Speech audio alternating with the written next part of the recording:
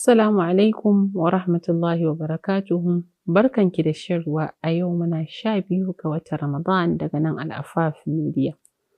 ‘Yar uwata, idan kika lura da ayoyin azumi da Allah Maɗaukakin Sarki ke mana bayani akan wannan ibada mai girma, yana tsaka da wannan bayani na hukunce-hukunce sai Allah ya ce mana yuridullahu bikumul yusra wala yuridu bikumul usra.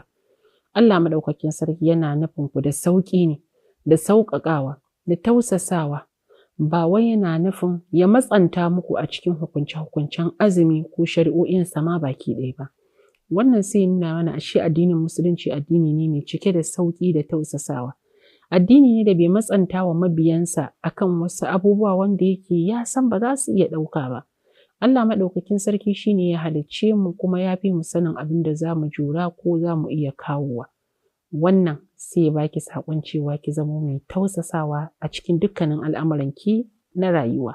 Idan har a ibada Allah Maɗaukakin Sarki ya tausasa mana, to yau da gobenmu ma ya kamata ta kasance akan sauƙi da tausasawa kamar yadda manzo sallallahu alaihi wasallam ya kasance akan haka.